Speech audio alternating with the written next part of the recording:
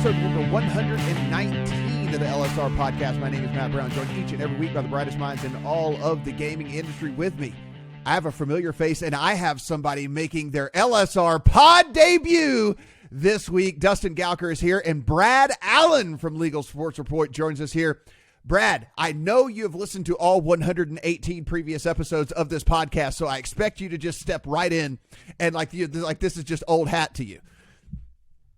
What an honor to be joining you, Matt. I mean, the only thing I remember every week is you telling me to follow you if I hate myself. So, excited. That is a very good reminder that if you want to follow Dustin on the Twitter machine, you can, at Dustin Gouker. If you want to follow Brad, at Brad Allen NFL. And if you hate yourself, you can follow me, at Matt Brown M2. Please subscribe, rate, and review. We do appreciate all of that. Help us climb up the charts and make more people find this podcast, which would be pretty interesting as well. We'll talk some Connecticut stuff. We'll talk Arizona. We will talk Washington. We'll talk what's going on in Florida. But let's go ahead and kick things off here, Brad. This is one of the big stories that you have over at LegalSportsReport.com. And let's talk about the advertising that we are likely to see and things that are going to be going on here in the NFL season here for the next 5 months. Well, I mean, it's no secret that NFL is the time of the year where everyone throws money at the problem, huge customer acquisition rush. And there's, a few numbers floating around, like Front Office Sports had a report that sportsbooks are going to spend $1 billion on advertising around this NFL season.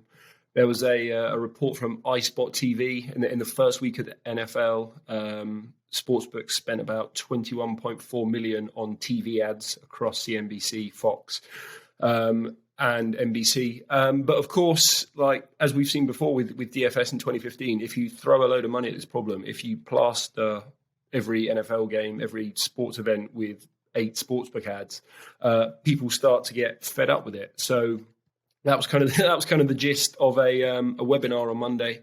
A couple of top regulators from New Jersey and Colorado, they had some quite stern words, basically saying, we're hearing from our constituents, we're hearing from our legislators saying this is too much. There's too much advertising going on, and then their message to the industry was check yourself, or we will check you. Essentially, Dustin. Too bad they didn't say before you. Yes, I thought he was. I know. I was like the perfect opportunity. Maybe that song didn't make it over to the UK. Is what it is, Dustin. So maybe that song didn't make it over there. Brad's not familiar. So Dustin, look, you and I lived through this with. Actually, we kind of lived through this twice, right? Like, people didn't mind it all that much in the online poker days for whatever reason. I don't remember people complaining about online poker commercials, but they were everywhere, by the way. Like, they were all over the place. I mean, we were getting them at a very rapid rate.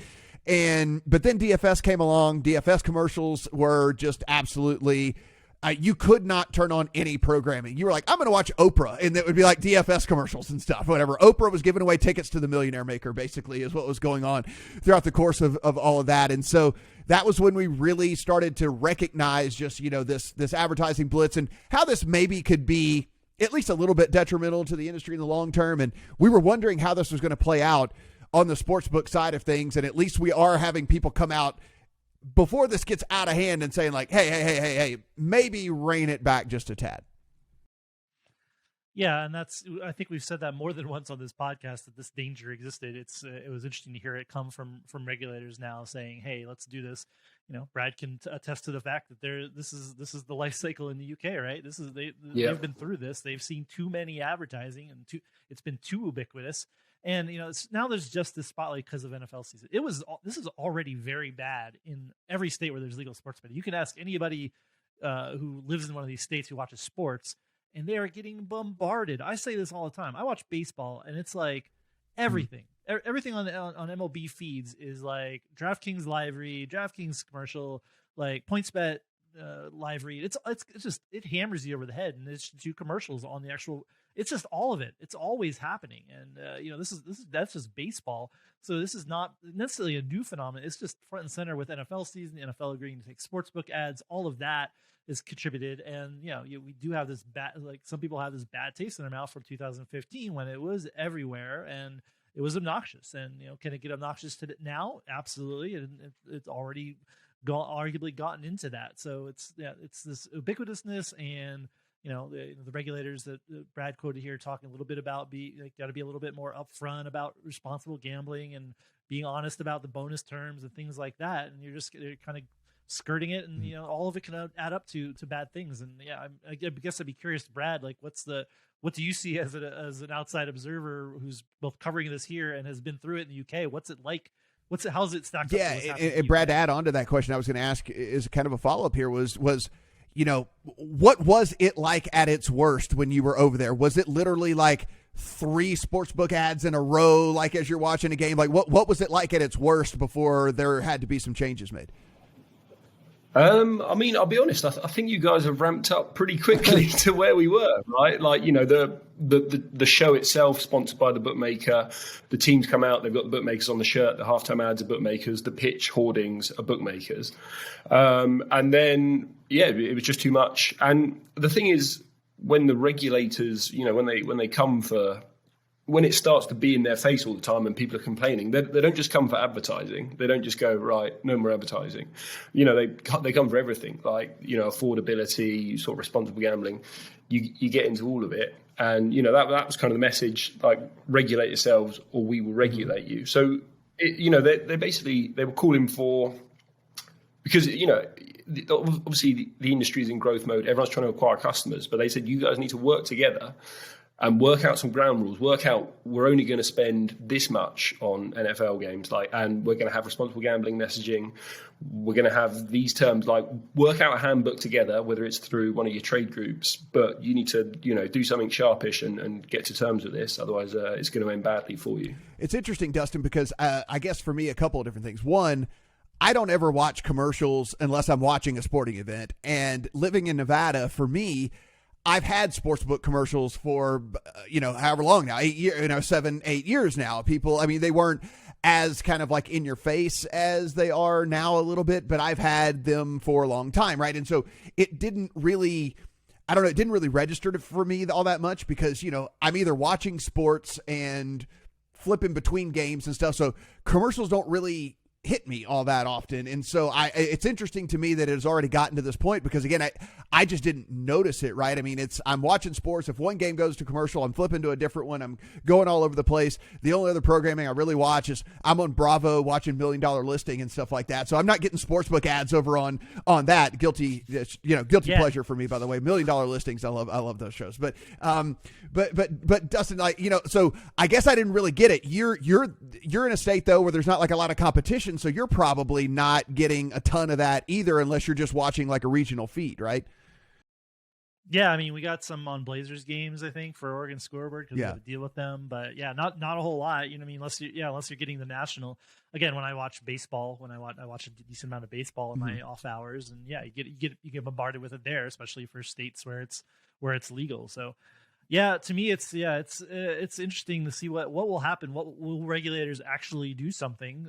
We've talked ad nauseum on this podcast how it's been very light touch in a lot of states, right? Everybody kind of follows New Jersey's lead, lets things happen. If New Jersey starts cracking down, though, I think that's a point where everybody's like, "Whoa, what are we doing here?" And everybody's watching sports is seeing this. Like you can't escape from this if you're watching sports. You're going to get.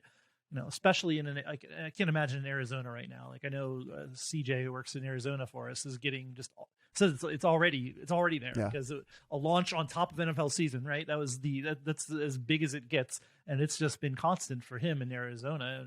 And like we said, a lot of books are open there right away. So I don't know. We'll see what comes of all of this. Hope. All it takes is maybe that, like with the DFS, like what's the match. Yeah. Is it some big story that comes out about somebody losing a lot of money? I've worried about that for a lot of time, where there's this backlash because of something of us not being as regulated as it should be in every state. I'd say.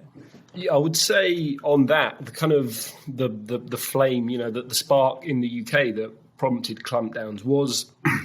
I think it was a lot of media stories about people who had gambling addiction, say, and this person stole £300,000 from their employer, bet it all, was offered more bonus money at 3 a.m, bet that all, and when you start reading these stories and all the sort of tragic things that come from that, and then there's a narrative and a face behind what the harm is being done here. That's when I think regulators can be like, right, we're going to step in. It's going to be interesting, Dustin, like you mentioned, though, and to kind of put a bow on this is I don't know the correct answer to all this, because like if you're in a state like Arizona, right, where there's 20 different books all trying to vie for some sort of eyeballs to get people to sign up at their place over the other person. It's like, I mean, you can't like say, okay, each of you get 3 commercials per 6 hours or whatever, whatever. It's like, so I don't know the right answer to all of it, to be perfectly honest either. I think that maybe it just goes to what you guys were alluding to, that the commercials are just going to have to exist, but maybe during the commercials, if there is a little bit more of the kind of, explanation of the bonus stuff, explanation of responsible gaming, different things like that. But I don't know how you really fix it when there's so many different people who are trying to get in front of everybody, and these, stations are still trying to make money and all that. I don't know how you fix it. Yeah, there's not really a great answer, because all of these companies it's even different than the UK, right? Because all these companies are in growth mode, are trying to get behind their huge valuations for them in some cases. Like they have to do this, right? If they want to keep spinning the narrative that they're growing, that they're one of the top operators, you can't. It's not like you're just going to say, "Oh, I'm just going to spend a little bit on commercials because somebody else will suck up the oxygen." We'll just let our competitor outspend us 20x on this. It's fine. We'll definitely get the same amount of people as them. Right. So Brad's right. Like you kind of like, and the regulators are right. There has to be some kind of ground rules. Like they all have to agree. Like let's calm it down a notch as things go on. Let's get on the same page. Let's not get regulators up on our business. We've had a very easy time of it till now. And even like New Jersey and Reebok said, I remember the early days, like we had to wait to see promotions. Like they couldn't just throw out a promotion. They had to go through a regulator, get it said, okay, we sign off on this. They stopped that process because there's a bazillion books and promos every other minute in New Jersey and everywhere else. But like that's the speed at which this thing moves and what's going on. And I think New Jersey's serious when they say this. Like again, they've been not always perfect, but they do care about this issue, and everybody, for better or worse, often follows what New Jersey does. So if they step in, does this kind of slow down everything for everyone? It'll be interesting. Dustin, we replaced Adam here on the podcast and his sultry tones with a British accent and that flowing hair of Brad. So I mean, like we've done well if we're going to replace Adam here on the pod. I mean, like this is like people are listening, going, I mean, if I don't get Adam's voice, I mean, getting that accent is pretty great. Yeah, except for, they're like, still got to listen to Matt and Dustin, unfortunately. That sucks. All right, Dustin, so let's switch to Connecticut here. What do we have going on over there? When will these people be able to bet? Not online quite yet, but you might be betting in Connecticut as of like next week, maybe, in time for NFL Week 3. The 2 casinos there, Foxwoods, Mohegan Sun, it sounds like that they can both be live with their sports books as soon as next week. Compact for the Mohegans got approved just today, or was published in the Federal Register here, which means those are the 2 tribes where there's a sports book. There's also a sports book coming from the lottery that will be that's going to be different in that there's going to be a lot of retail locations. Those aren't quite ready. There's going to be an online book, and then there's going to be online sports betting both from Foxwoods and Mohegan Sun, which are partners we know with DraftKings and FanDuel. To offer online sports betting, and there's going to be online casino in the state as well. So, right now it looks like you could have a retail sports book in those 2 casinos next week. Online betting looks like it's more like later in October, if what we've heard is correct, and you'll have 3 online sports books. But for now, you're going to be in Connecticut. You can drive to one of those casinos, which are very popular, I know, and I am sure those sports books, if and when they launch next week, will be absolutely crazy with people coming down from Massachusetts to bet.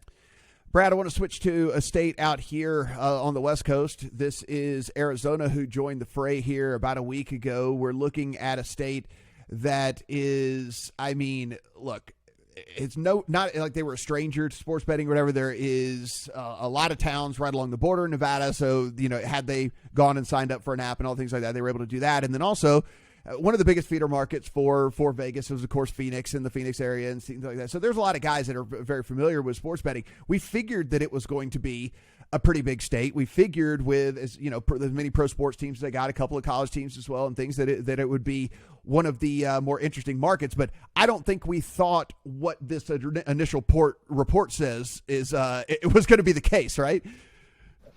Yeah, these are some like bananas numbers. So in the 4 days, so NFL Thursday, I think that's the day the market went live, between then and 5 p.m. Pacific time Sunday, so not even like Sunday night game, they got 271,000 new accounts and 6.1 million geolocation pings. So that's basically either someone logging into an account or placing a bet.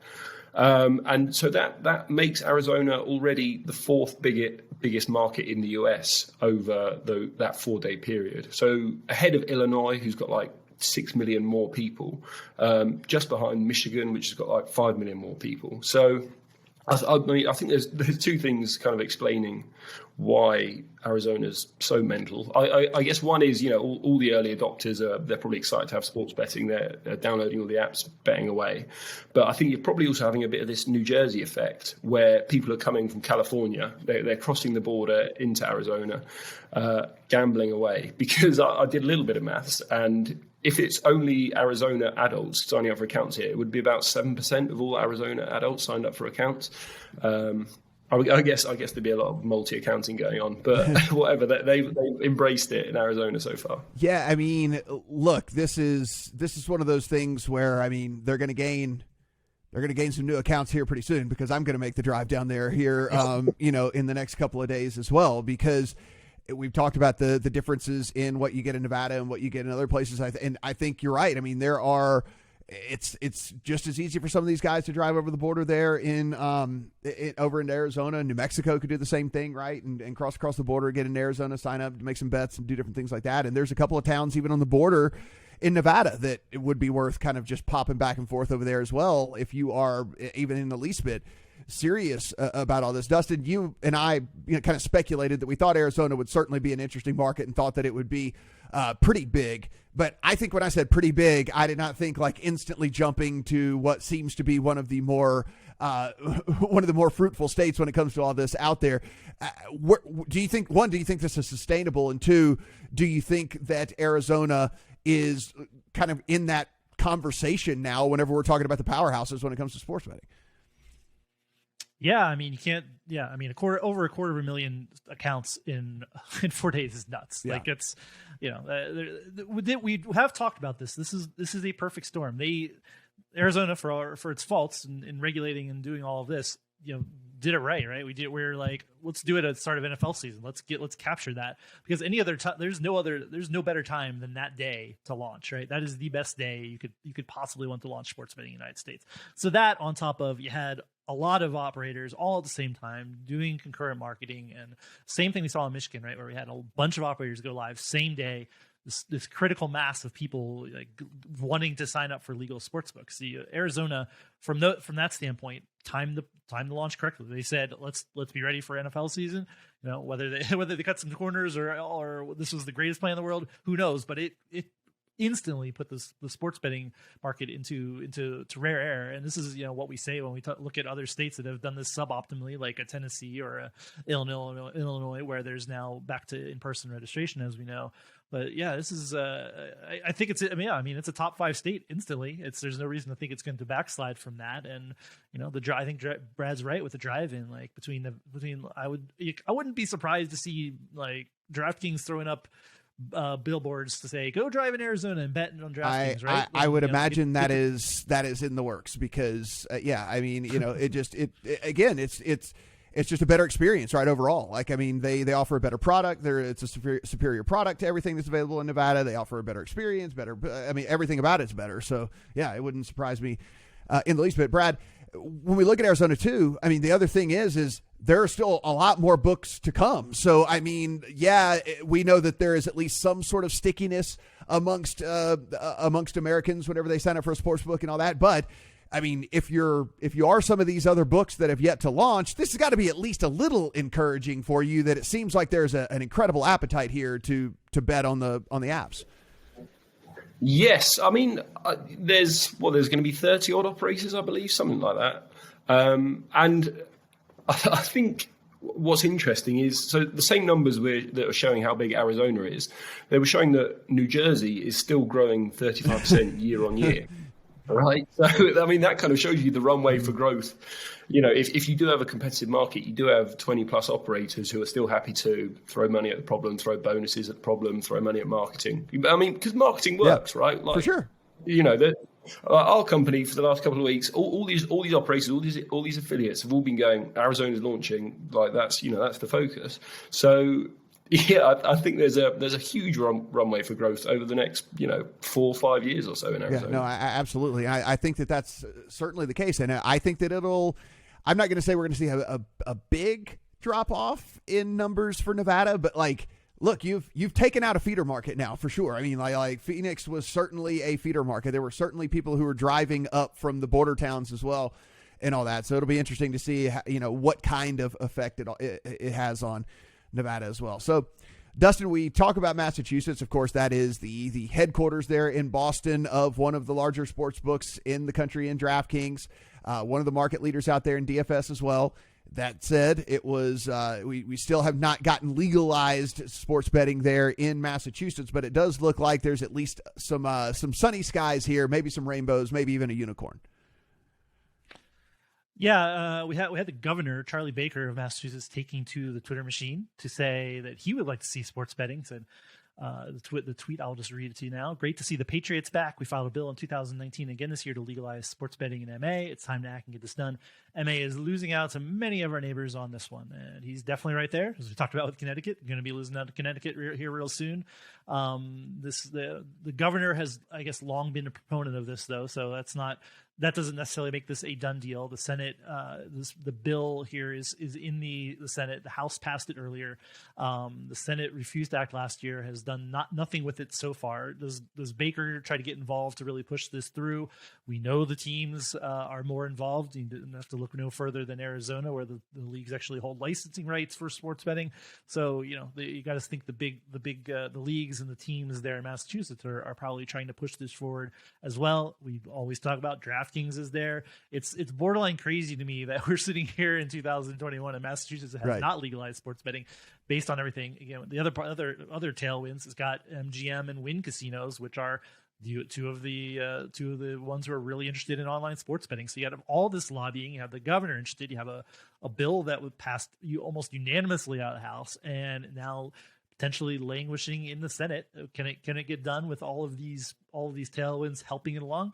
We'll see, but we know, if nothing else, Massachusetts has been slow to act. They were early on daily fantasy sports and the regulation of that. They're actually the first, I believe, there, but that was not legislation that happened. That was just the Attorney General. But it's wild to me that we don't have it yet. But there's some chance that later this year we'll get sports betting to the finish line there in Massachusetts. Brad, we often talk about the big states, and we basically say New York, Florida, and California, Texas, and like those four.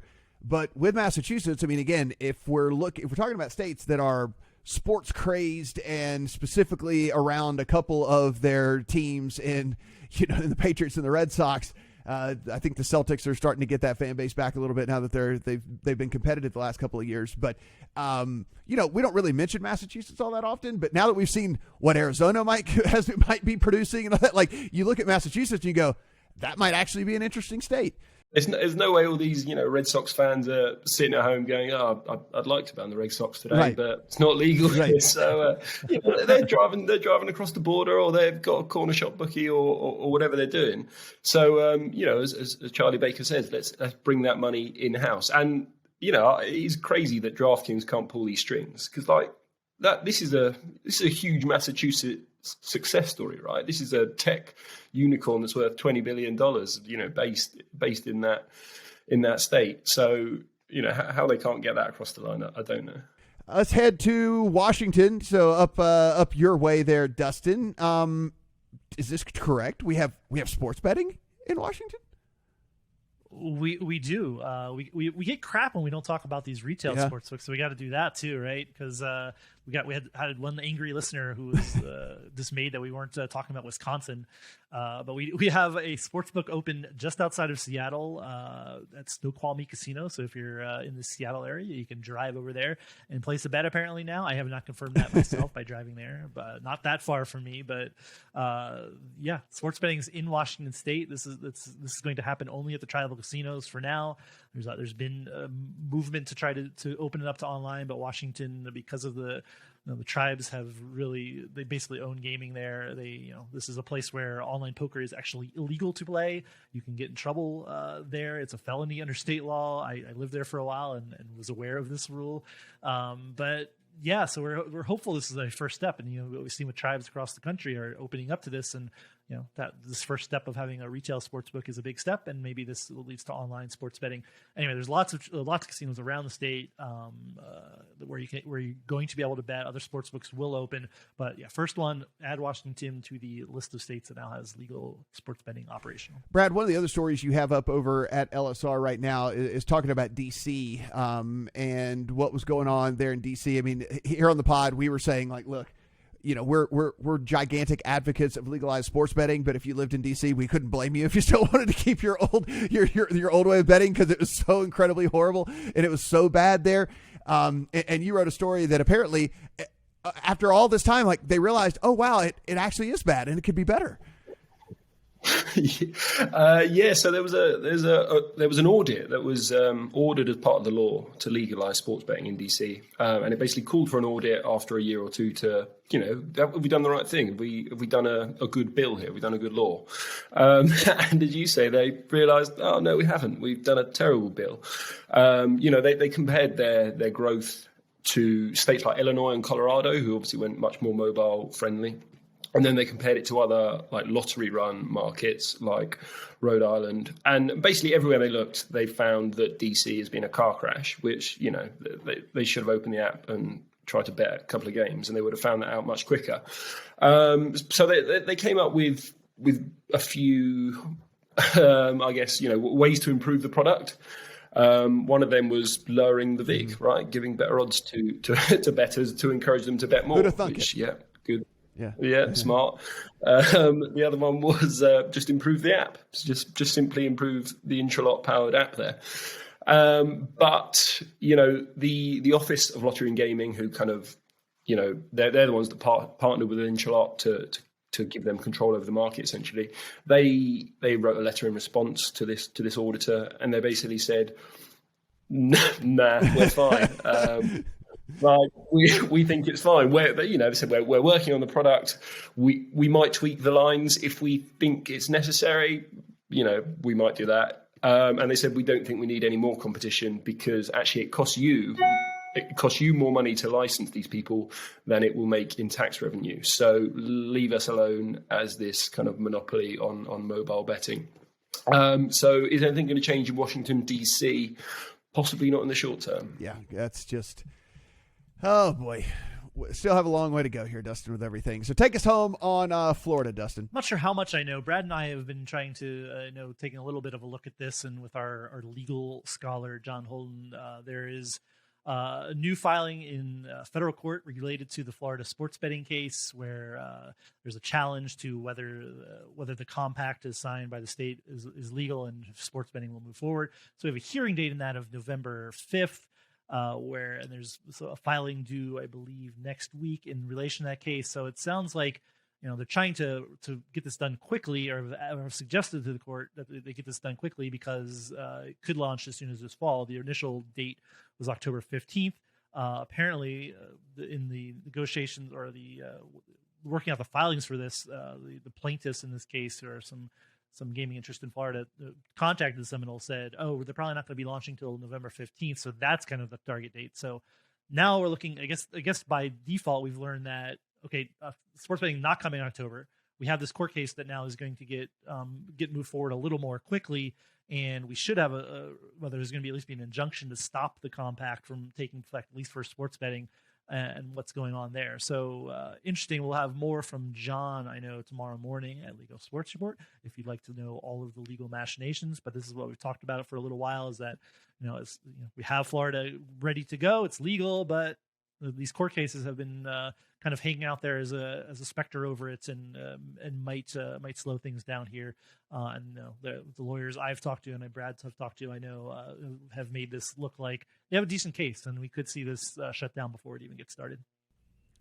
Brad, we like to do over unders here, and I like to put people on the spot. So over under December 31st, 2020 for sports betting in Florida. 2021, yes.